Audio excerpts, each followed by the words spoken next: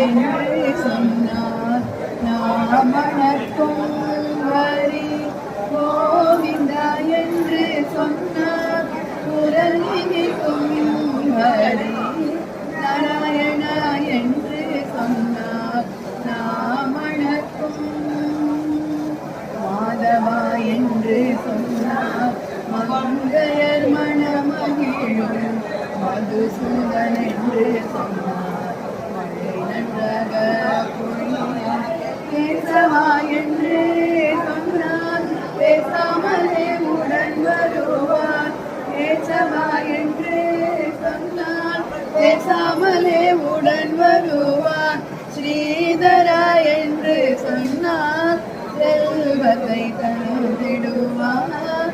நாராயணா என்று சொன்னார். நாமணக்கும்